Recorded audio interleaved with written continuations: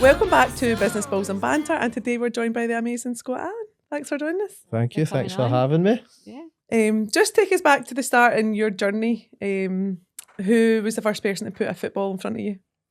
First person was my dad. I think typically, obviously growing up in Glasgow, I think it's the easiest thing for a parent to do is give them a ball and see if they're going to be half decent or not. So I think as my career progressed, and we'll probably get to that, I think my dad was a big part of my football journey. Amazing. Did he play football himself? Not to obviously a professional level, but I think he did have a certain amount of ability. When I used to meet people that kind of knew my dad, I'd always ask that question and said he was a decent player in his time, but there's no question if it wasn't for him, I wouldn't be able to get to maybe the level I got to play at. I love that. And what was like, so if we look back at your journey of like where you started, and then obviously we'll get to where you ended up with it, what was your kind of first, did you start like normal kind of academy level and work your way up? How did that go for you? Well, I think from a young age, it was a bit before the academy time. At the time, it was called Youth Initiative. So before that, I was at the local boys club. So Cardonald Ajax was my first one, Hillington Boys Club, and then before I went to Dundee United, it was Hillwood. So I think that was kind of the usual route for boys coming through Glasgow, was they would go to their boys clubs and then work their way around the teams. For me, it was Dundee United. That was about the age of 9, and Dundee United at that time, what was quite special about that was a lot of the training was in Glasgow, so I didn't have to go to Dundee until I was maybe a wee bit older, and that was only one day a week, so it was kind of handy for parents to get to because the training was still in Glasgow. Great. So was Dundee United your big, like, your kind of big break kind of thing? Well, I had been in training with Rangers, and that was obviously Andy Halliday, who was one of my best friends from when I was a kid. He was at the same boys club with me for a few years, and we both went into Rangers at the time. That must have been about 8. Right. Okay. They took Andy, didn't take me, and I just continued with the boys club. And it wasn't as if even that Dundee United had scouted me. It was a guy Hugh Kinnaird Construction. I don't know if you've heard him, quite well known in Glasgow. He had put my name forward to Dundee United, so up to Glasgow Green I went, and from there I just never looked back in terms of Dundee United. So how old were you then when you were then joined Dundee United? 9. 9. And then when did you stay there till? 18. 9 till 18. Oh, yeah. really? That's amazing. Time. Obviously, you spoke about your dad being like a big influence there, but like, what were the early academy days like for you, and who was a big influence out with your dad? Early academy days, it was different for me because I was diagnosed with type 1 diabetes at 3, so a lot of kids would be able to go on the bus and that themselves. My dad and my mum at the time would always be a bit wary, because at that time diabetes was a lot different from what it is now in terms of how flexible it is in terms of what you can eat. For me at that time, it was specific times I had to eat, and certain foods I had to eat because the insulin wasn't as advanced as it is now. So they always had that kind of vulnerability with me going away myself. It wasn't until I think 14 was the first time where I went to France, and for me that was the first really bad thing that happened to me in terms of my type 1 diabetes. We'd went to France on a tournament, and it was on the last night, and it was all about diabetes, was all about structure and routine. And that night I had took my insulin expecting to go and get dinner. The rest of the tournament who were feeding us for the days, they had left, so I'd overtook the insulin, and I went unconscious in my sleep during the night. Oh my goodness. And lucky enough for me, the boy sleeping next to me, a boy called Dario Quinn, brother Rocco Quinn, came through at Celtic. He woke up during the night and thought I'd fell out my bed, and realised I wasn't waking up, and it was about, I think 2 days later I woke up and couldn't remember the previous 2 weeks. I'm guessing were your parents in on holiday with? No, that was the first time I had went myself. Oh my God, your mum must have been. And the head of youth at the time, a guy called Graham Livingston, who was instrumental in getting me through at Dundee United as well, he obviously was in the hospital with me for days after that. But I always remember him saying to me, "You're glad you didn't remember the tournament because you had a fucking nightmare." So basically, because I couldn't remember the previous 2 weeks, I had total memory loss for the 2 weeks. So that was the first real scare, and that was the first time that I'd kind of been away looking after the diabetes and my football at the same time. Did your mum allow you to go yourself next time? She must have. Yeah, she let me go. It's a really... learning curve. I think I look at that at the days at 10, 11. I used to get the bus from Paisley Road to Cessnock, jump the subway over to St George's Cross, I think it is. It takes you up Maryhill Road to the Thistle complex with no phone. Oh my but I'd get a goodness. lift back. Like that just wouldn't happen anymore. No. Do you know, like, what's funny now is though, like, obviously you were talking about doing a school run there, like, Yeah. you would never let your kids do that nowadays. No. Like, with no phone, if they had no phone, I you would be know. like, No. no, sorry. Just, whereas when we were growing up, that was just normal. It was normal, and I think looking back, all of us sitting here, I think it really does shape your life in terms of doing things for yourself. I think now Absolutely. that is the kind of fight that we have, obviously, with younger children now in the new generations. Yeah. And then, because we were talking about the diabetes, how has that, like, has that had any sort of impact with you on your career as you progressed, or was there anything else that it held you back from at all? Yeah, well, I think for me there was no really anyone I could look to in terms of examples out with Danny McGrain, who played 25 years before I started playing. So a lot of it was kind of trial and error. So that experience that I spoke about there in France, and then as I got on getting into the first team, it was then having to deal with adrenaline and pressure, all that, and amongst just trying to be a good footballer, which there's no getting away from it. Did have its difficulties, but I managed to get through the times and done a lot of learning. But at the same time, there was periods within that where it did affect me. And when I look at performance, fatigue sometimes a bit earlier if my blood sugars weren't on point. And I think you go through that age like anybody between the ages of 20 and 24 where between the ages of 20 and 24 where you maybe want to go out a bit more than you used to, and that's some of the challenges that they give me. Yeah. Was there ever a point where you thought that maybe football wasn't going to work for you because of it? No, No. I think that? from when we speak about having structure in terms of diabetes, at that time when I was younger, because it was so you have to eat then and everything was healthy, I actually think that it benefited me. Because you had a terms of routine that you had Routine, to stick to. eating Yeah. well, all these sort of things. But it wasn't until I got older where the length of time you have diabetes obviously runs the risk of having complications, all the things that go with it.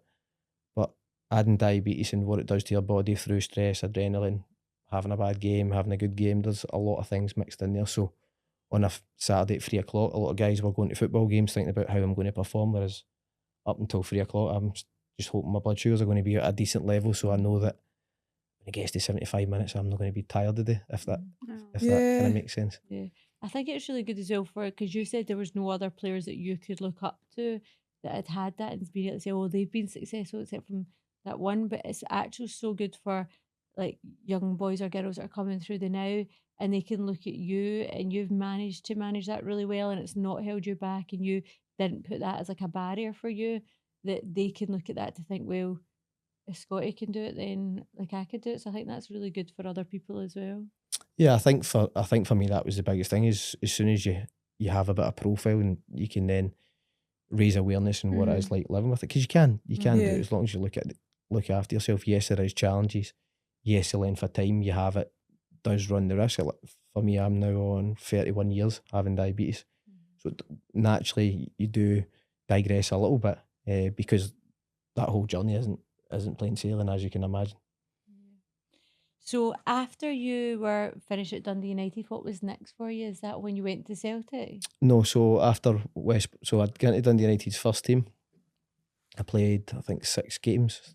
Started 6 games, done well, and then a lot of teams were coming to watch me, and that's when I signed for West Brom. Okay. They were in the Premier League in England at that time. I went and met Rangers. That was Allan McCoist, and that was just a couple of months before Rangers went into administration. So at that stage, I thought I was probably going to end up at Rangers, and then I went down to Birmingham to meet Roy Hodgson, who then became the England manager, and a guy called Dan Ashworth, who worked at a really high level in England in terms of Manchester United there, but completely changed English football for the better over the last 10 years. So for me, when I went down there and seen how professional it was, I felt that was the right move for me. And then after that, then what came next? What was your kind of your progress from there? Progress was generally up and down. So I went on loan to Portsmouth down the south coast of England. Lovely place, loved it. Really good football club.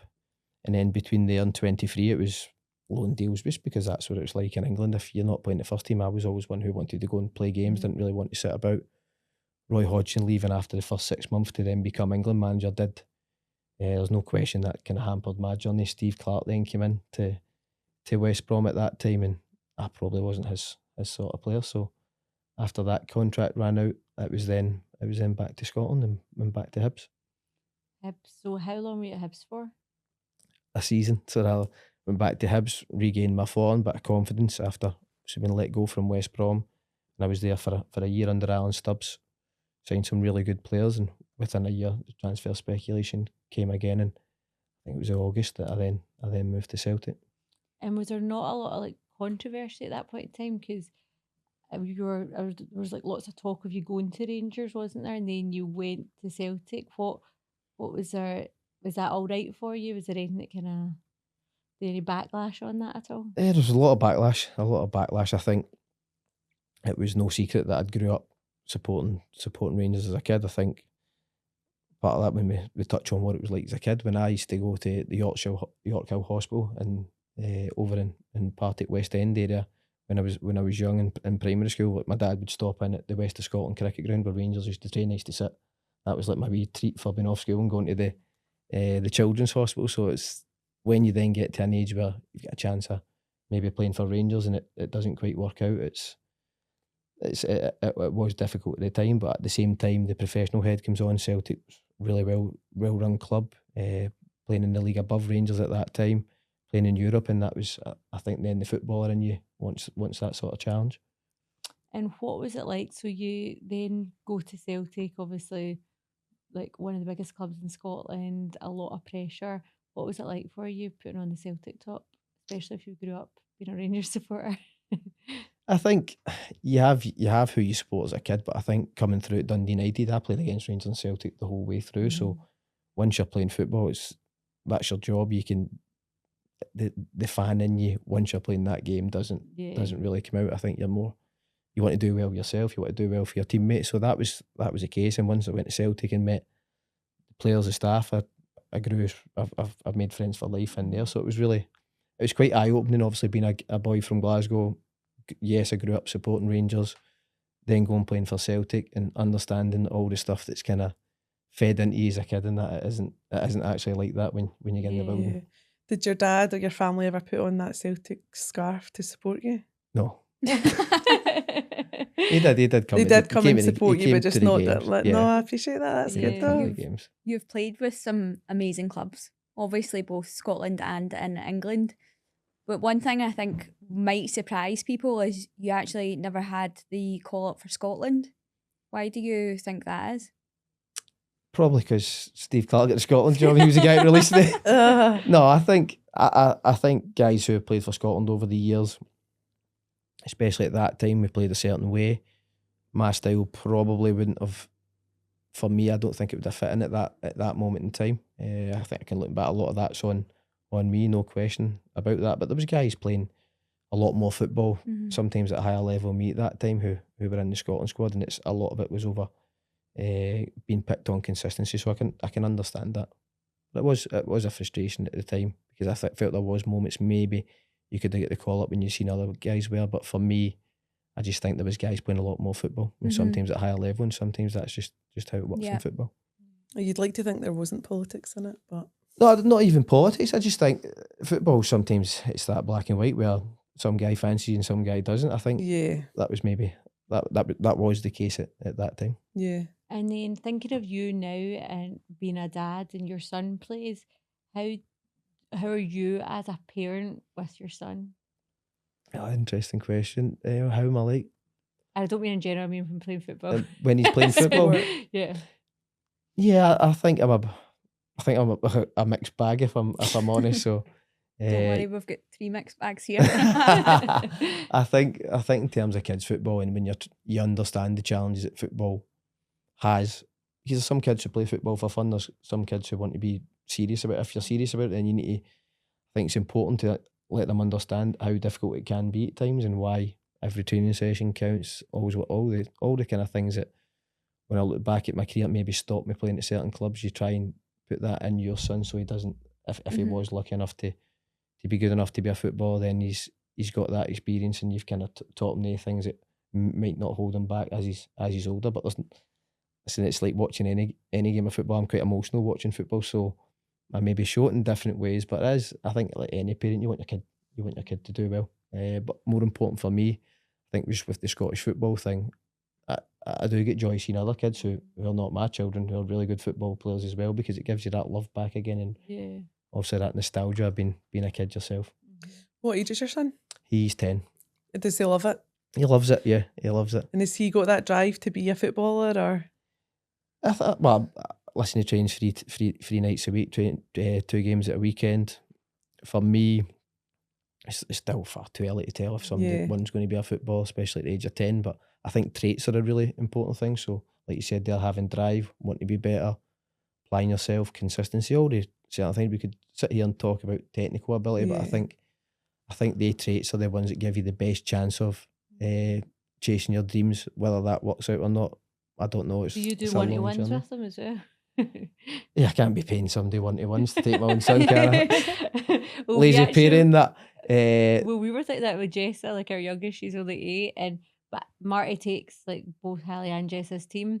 But we were actually going to put Jessa into one-to-ones with someone else, and obviously Marty can do it. But I was like, I think there is an element of it that thinks that probably because he takes the teams, it actually might be good for them to do one-to-ones with someone else. It's funny you say that, because as much as I'm my son's dad and I've played football, they still want the praise from the coach. Same as it is at school, they want their teacher to think they're good. So true. So it depends how much they actually take in from you being a parent, because to him you're not the footballer, you're just the dad.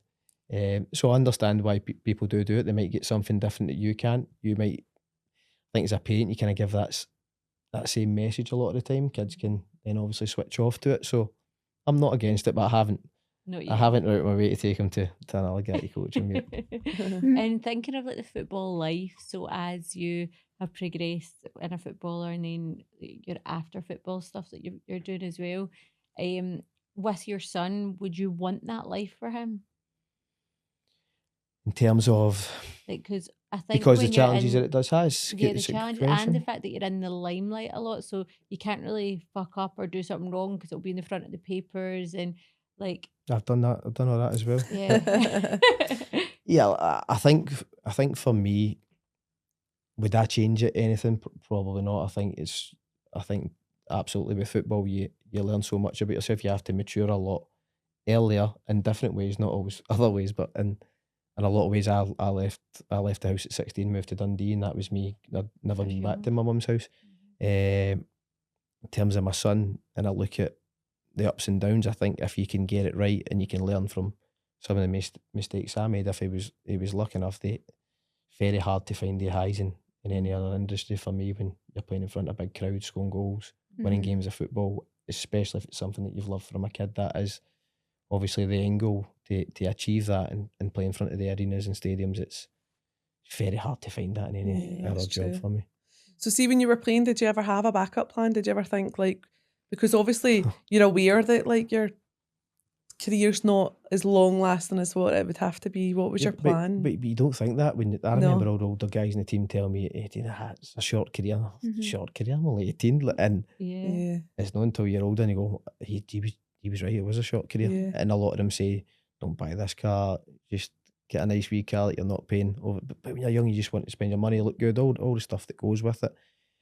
In terms of backup plan, not until you hit, I would say, about 27, 28. I think up until then, to be good at something, I think you have to fully commit and be like very single-minded. I want to be good at this, and that was always the drive. So I understand that a lot of people say you should have a backup plan, but it's very hard to tell a kid that when you're chasing something day in, day out, to then think about something else, because the guys who play at the highest level, they'll be the ones that go on podcasts and say that all they ever thought about was football. So it's very hard. Did you get financial advice though, in terms of like, because I suppose back in the day people wouldn't have, but like well, the ones that used to come in, or some of the guys that were on like a BBC documentary a couple of months ago, so you just don't know who to trust. I think that was, especially when I was coming through, I just left that stuff to kind of my mum and dad. I think that's the people you trust.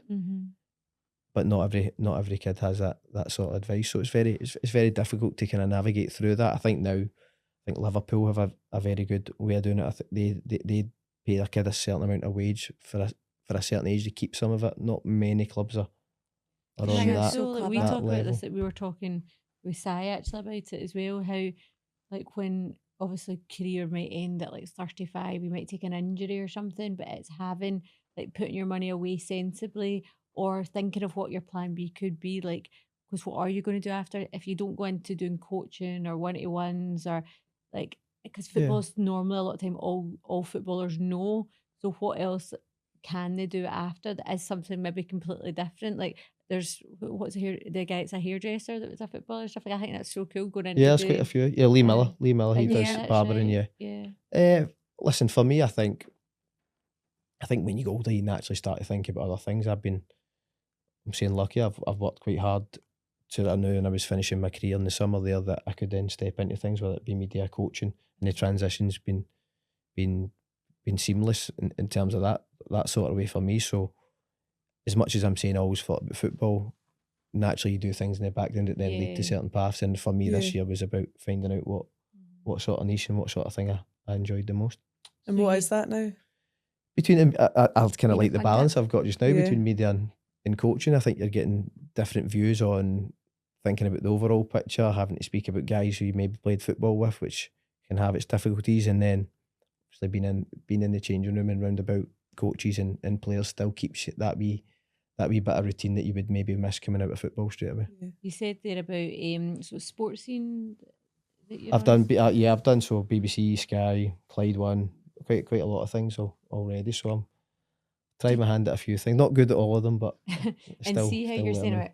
about talking about your old players that you were playing the Yeah. actual in the team with. Surely that could be awkward if you're having to be like, they had a shite game. Is that You get the text messages like, all right, mate, what were you No, saying? no, you just need to shape it in a way where it doesn't look as you be a bit creative with it so it doesn't Yeah. look as bad. But well, the bad thing for me, so like tonight I'll do a super scoreboard with Hugh Keevans. I remember that when you were voice young? driving to the football with my Ah, dad. that's It's so true. they things are quite nostalgic. I would say I'm quite a nostalgic person, Mhm. especially with football. With how the pitch smell. That sounds mad, but I love walking into a game, and especially at Hibs, and you could smell the grass. Reminding me of Uh-huh. football. Yeah. So then you hear the Super Scoreboard theme, you hear Hugh Keevans, and it just flips you back to being Yeah. Love being that. 10, 11 driving in my dad's Rover. What is your most iconic moment in football? Iconic. Most memorable, like best? I think for I would say where I had my best spell was at Hibs. They would say scoring against Hearts in the derby, but for me, that was one of my favourite moments. But I think just making your debut. I think when you're a kid, Mhm. all the obstacles you have to overcome, you add the diabetes into that. And for me, I think nowadays that kids look, right, I want to get in the first team and then I want to go to England and then I want to maybe play for one of the biggest teams. For me, genuinely never thought anything out with playing for Dundee United's first team. And then within 6 games I was in England, but I'd never thought about playing for another team at that point. It was just That's I want to amazing. play for, I want to have my name on the back of the strip. I think it was Ladbrokes at the time that had the SPL stickers on the side. Just simple things that just. Mhm. So I didn't realise you were getting paid for football until I went to West Brom. Fucking hell, yeah! Fucking hell, you get paid for this? Because at that time coming through at Dundee United, you weren't on a Yeah. big wage, but we were in 8 o'clock in the morning to 5 o'clock driving about Dundee trying to find bits of grass to train on. Wasn't You like don't you see expect now that with as training well, grounds. because people just think footballers, like even Dundee United, even at that, like before I would have thought they would have had endless facilities. Oh, we've got lots St of- Andrews now. No, we've got St Andrews now, Moved so up a the lot road. has changed. But we genuinely would drive about Dundee, find that we'd go to the first team pitch, which was sometimes a junior ground. We'd set the goals up, so it wasn't like pre-built goals. It was somebody takes a post, somebody takes a net, peg boxes. At least it's better than your jumpers, just at the same. That is a wee bit better, I'd imagine. But the jumpers were all, half of them were like passed down for 2 years before. That's Yeah. just the way it was at the time. And then we'd jump back on the bus, we'd go and find a bit of grass for us. Then we'd set up again and then do the same on the way back again. And then we'd be last in the queue to get something to eat. Because that was just the order of what it was like. We would clean the changing rooms, the toilets. We had a kit man, but we done all the kit. Minibuses. I just think I wouldn't change it for anything. A lot Yeah. of boys in that team went on to have good careers, so there's a lot to be said for Of course. really.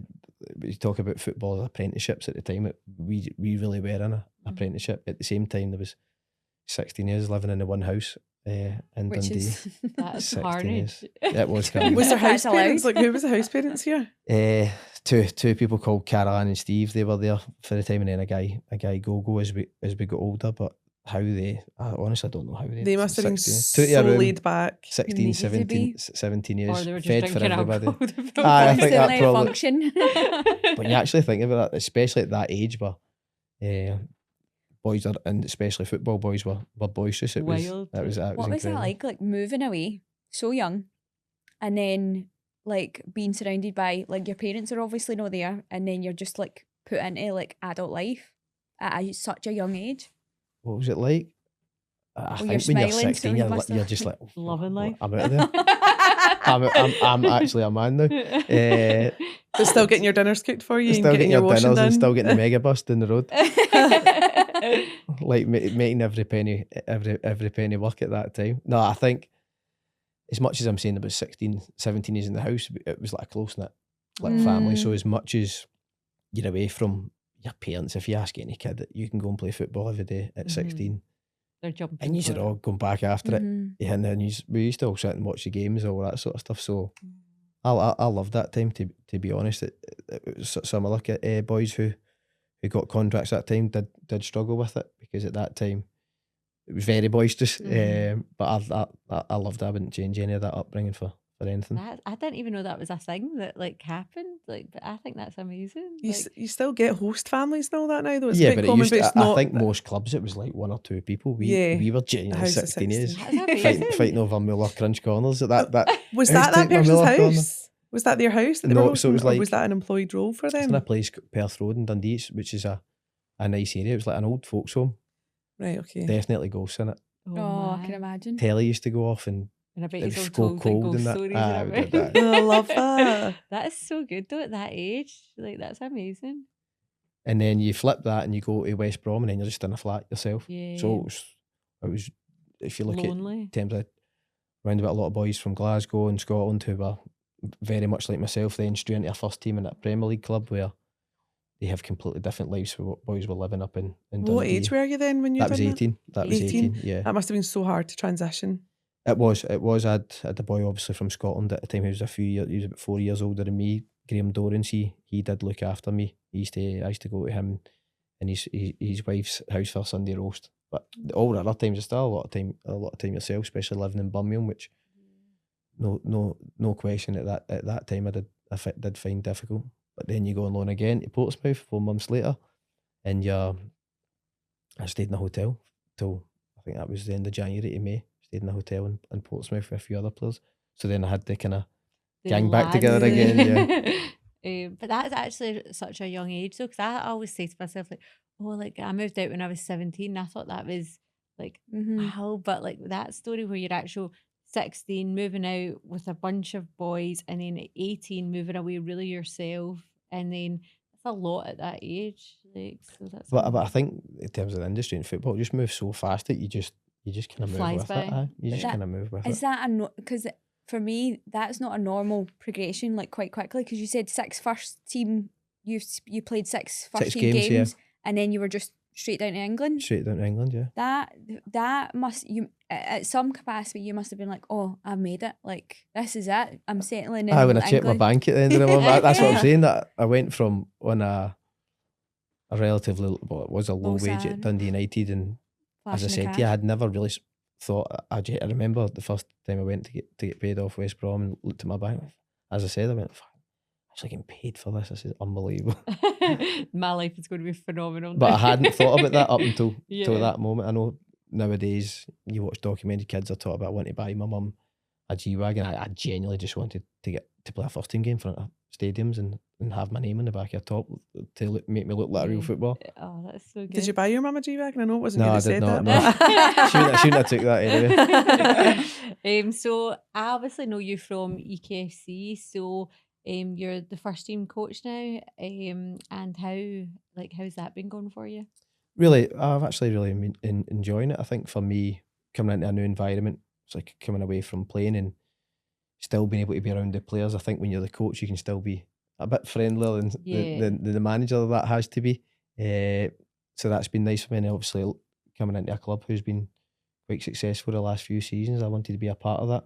The brand of football was something that I was really interested in, and seeing how that worked, especially in the lower leagues of Scotland. So it's been really They a play massive good learning football. curve. Like I know I'm maybe slightly biased, but That's allowed. I do genuinely think that me and Kelly go to most games, and like I do think that they actually do like look to play proper football. So it's really good to watch. It's like meaty football. I love it. I probably enjoy it more than going to Yeah, the You'd Rangers say games, Ibrox yeah. now because I'm My obviously. my son's the same. So he'll go to nice seats and that at some of the big games, but Mhm. loves going to East Kilbride because he can walk about and go and buy something for the shop he's selling. Yeah. Yeah. I think that community thing is massive, especially I'm like that young. As I said, I'll use my own son as an example. Going to big games, yes, you're at the game, but you don't always feel part of something. I think when you're a young kid and you're at obviously your local team and maybe playing down the levels at this moment in time, I think you really become part of something. I think you see that was why there's so many kids at the games, and Mhm. because it's something they can get themselves attached Yeah. to. I would say And that's a big thing with EKFC. Like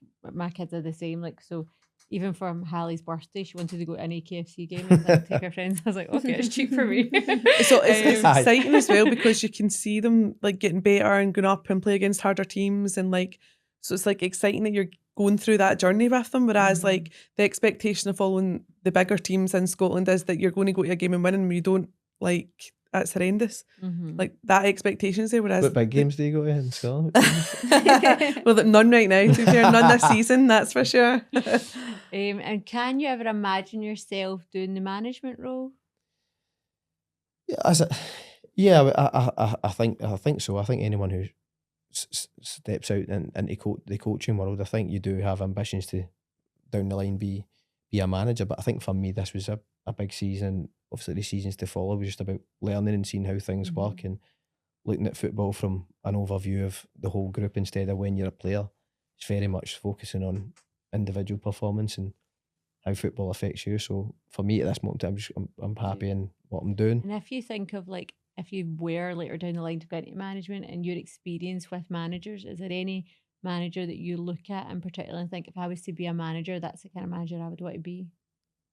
No one specifically, but I think in terms of bits from all of them, I think that's maybe the best way to look at it. I think you learn from your better ones, and at the same Yeah. time you learn from the ones who 100%. you didn't enjoy Yeah. working with. So for me, I've kind of be a mixed bag. I don't think it's easy enough to say I'm going to be like that, but until you're in that hot seat and the pressure, I know a lot of managers and the pressure and sleepless nights, and your obviously job's on the line, Yeah. and you're responsible for so And they much get to go on. sacked so easily. Like, Aye, but you get to pay up with that. That's true. I think looking at it that front, it's very hard to. Anybody can sit here and say I'm going to be this sort of manager, but until you're in that hot seat, knowing what type of players you have, players might not suit how you maybe see the game. You then have to be adaptable and see, and I think that's the real challenge. I've been. Well, we being would a actually manager. talk about this from a business perspective as well. So we both got our own businesses, we've both got staff, and we're both really needing to grow. And I always thought to myself that I would be like a really good manager because I'm like personable and I really care about people. But I'm a shite manager. Like so. We both And said actually, that day that I took the Why? EKFC game that you played in made me realise I would never, ever, You're ever a be nervous like, wreck that day. I was weren't you? horrendous. Nobody listened to me. No, but the funny Like, thing is that one person we were like, right, you come off, and he was like, nah. And we were know. like, no, you I need to just stop said now. refuse. He was just Refuse to like, come off. no, I'm the To be best fair, player. I did shoot after 30 minutes. I was shocking. I That know, I day. was actually, you were like, like I was going to say the only good player on the part of this. No, that You day I can't was. say But that. like you were Nice. definitely the best player on the park. No, but this guy was saying, nah, I'm the best player in the park. I'm not I getting know, off. and I And we was were like, like, so what? because he went come off, I just put another player on.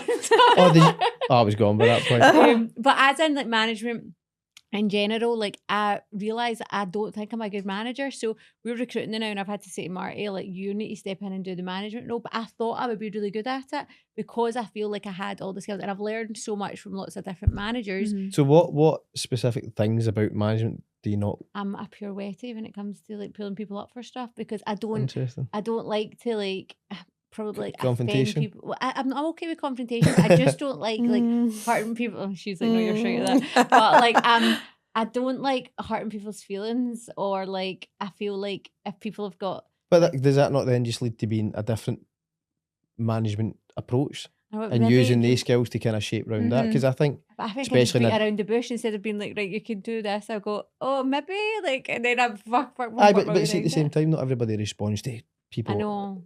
Especially in this day and age. I think you can still use the attributes to flip it and make it work in your favour. I think that's, as I says, I think that's adapting.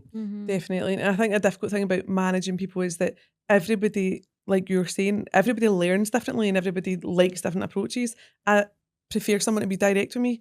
Yeah. So when someone's going, da da da da da da da, I'm like, what, just tell me? Yeah, like, I would say with you, I feel like I'm not as bad with no, you're you. definitely direct with me Yeah, now. because like you're like my best friend, so I'm always trying. What I'm doing with Kelly is I'm trying to tell her, but it's like cause I really definitely want what's best for her. But like with my other members of staff, like I feel like instead of me going like, oh, you fucked up here, or like, can you try? And I don't even need to say it in a bad way, but I actually struggle just to say it. I'm like, so I just don't tell them. So they don't know. So they don't know if they're not I'm doing the right always job. like, oh, by the way, you could have maybe done that. We actually had this conversation and it was over voice and I was like, I hate being a manager. And Emma's back to me, I hate being a manager, whereas I'm so direct.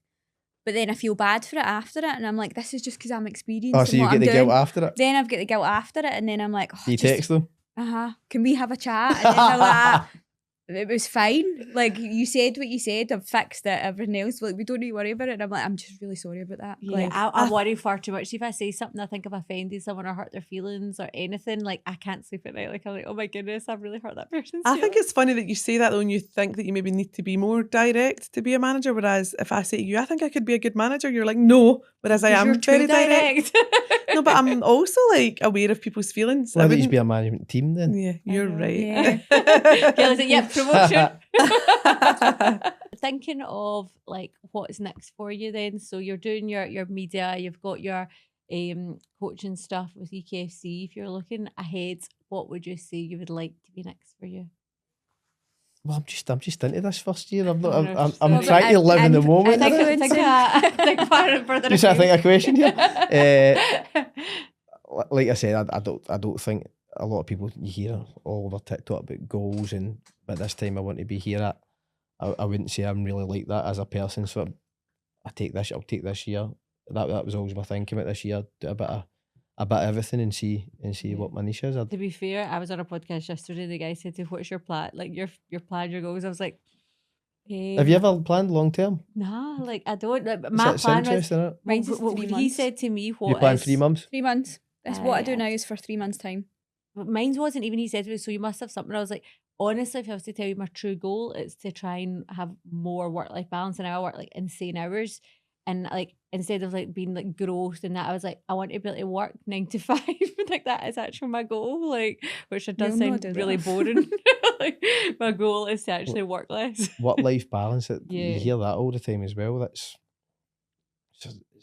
a big trade-off, isn't it? Yeah. I think that's the thing. And I'm shite at it. I Like think- I literally horrendous. You work more, but you'll do it better. Like I do it. Like so my daughter plays football, so when she's training, my laptop's up, and I swear to God, it's the best 2 hours of work that I do ever. So what Where- happens when she asks you how she played?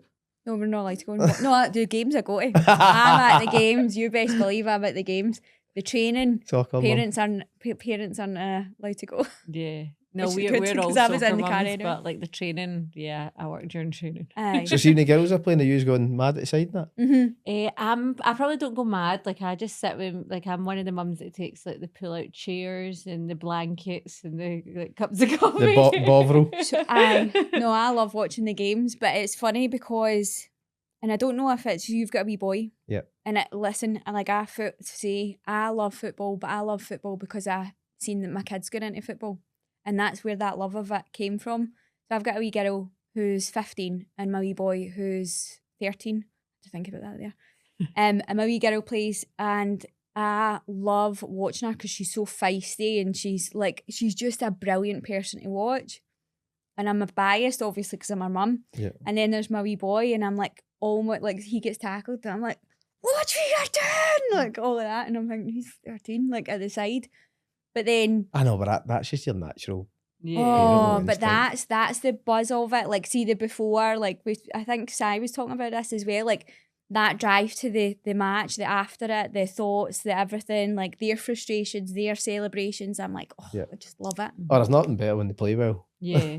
Well, Oh, our aye. oldest, like Hallie, she's 13 and she, don't mean to sound bad, but she wasn't very good up until maybe about the last like year and a half, and she just came on like leaps and bounds. And the other night she was playing, And honestly, after it, I was like, do you know that way, like when like I've won awards or stuff where you're literally buzzing? Like that's the way I felt. I Just love how you watching chucked her. when you won our award down there. All the awards that we won. But it's the same. When I've You won know an her so award. well. You know her so well. But it was that feeling. It's the same kind of feeling where you're like actual like, oh my goodness. I think like, there's I'm mo- so I good. think there's more feeling towards actually your children than there is Mhm. yourself. Oh, Well, for me aye. anyway. Yeah, it's such a nice thing to watch. And obviously, because Marty takes the team as well. So when Hallie actually scored her first goal, like she ran over to Marty, gave him a cuddle and do that way. Did like you get one? No. And the worst thing was is I stood up to run on the pitch and she actually just went run straight to her dad and I'm standing at the side like, oh, well done, Hal.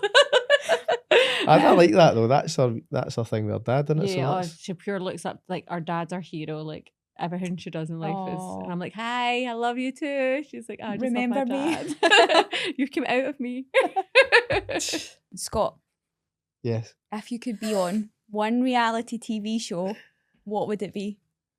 And why? Reality TV show. I think I go I'm a Celebrity. I think that was the one I always watched kind of when I was younger. Was it the kangaroo? It was The kangaroo. It's balls? kangaroo balls and that, yeah. You just love to have that kangaroo ball in love your to open my mouth. palate. Do you think you could do half the task? I could.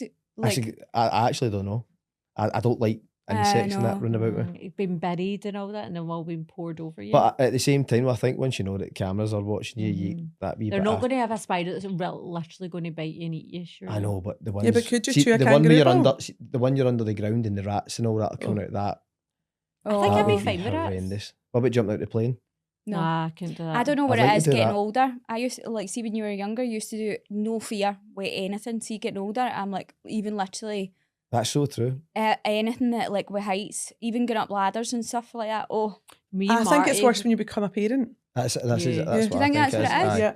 We'll see how you're talking about jumping out of a plane. This is not jumping out of a plane, right? But me and Marty done see how what's that place called? Braehead, they've got the big like thing that Yeah. you can go around at the top, right? So when you get to the end of that, you've got the jump, right? Yeah. nah. And me and Marty were standing there and there was like all these kids that were like 9 and like I got the jump where you've got to take the step where you jump yourself. Yeah. Like, I just can't do that like step and all these kids were shouting. You I'm didn't- like, you didn't- "Sure, Did you? sure." You didn't get the ladders back down, did you? No, I did actually do it, but I had to get Marty to push me. I did actually do a treetop trials last week up in Kilmarnock. They've got the treetop things. and She I done the only- low one. I only got to the one thing and then I What's got it up- called?